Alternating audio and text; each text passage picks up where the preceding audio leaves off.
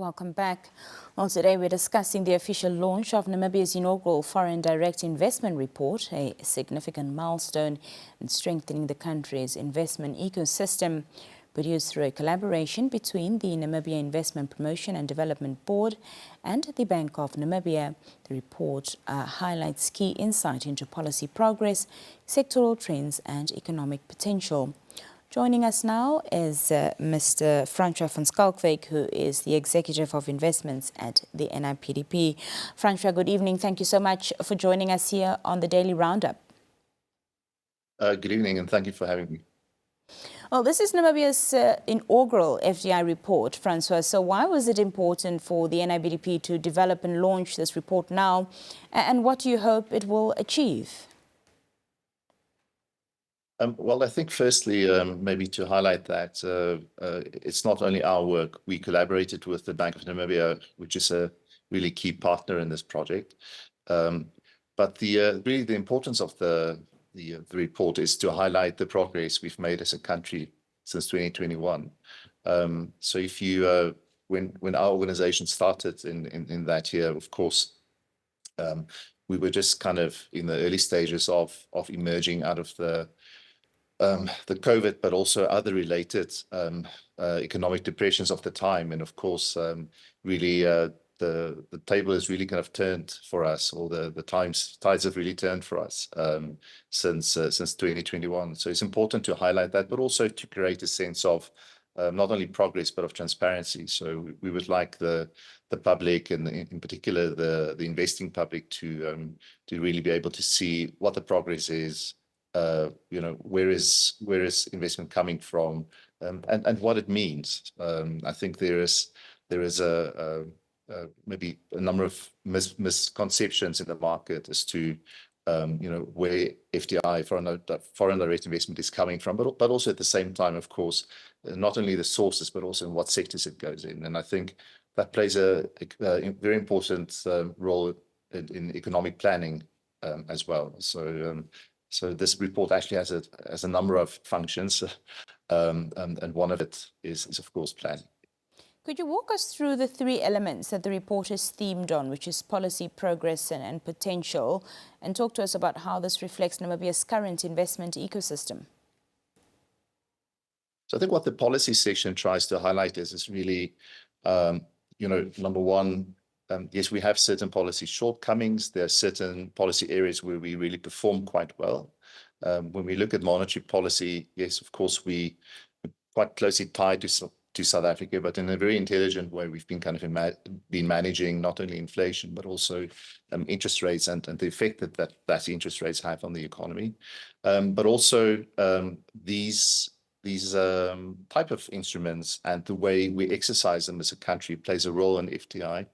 And not unsurprisingly, if our interest rates are slightly higher, then it might have either a positive or a negative effect. And we don't have that much time, but yes. And I think so in terms of the investment itself, when you look at that section of the document, it kind of really emphasizes, like I said in my introduction, it really emphasizes not only the sectors they go into, what types of FDI we receive, but also the sources. So for example, the countries they come from, and I think more importantly, or rather also important, is the fact that it really emphasizes the fact that there are types of investment that is being made that's not kind of reflected in traditional FDI numbers. And then of course the beauty of it is the potential. So when we look at what is the economy offering at the moment, what is the environment showing us, what are the current players that we're interacting with, both NIPDB, but also other people in the investment environment in country, that it's definitely, there's more good news than bad news. Of course, there are some factors that we are concerned about, and certainly one of it is that we continue to see a lot of investment in primary resources or the extractive industries, which is, we don't complain about it. However, I think our march towards really having a well-balanced, diversified economy, it is more difficult than I think everyone expected. So although the NIPDB is taking certain strategic steps in order to, to affect market economic diversification, it's not as easy. It has to do with not only necessarily, investor confidence, but also there are factors that are currently absent from our economy, and that makes it very difficult, amongst others, incentives. So we do expect also, as per the indications by government, that incentives and potentially special economic zones will be prioritized in the near future. Talk to us about the sectors that stood out as potential areas for foreign investing.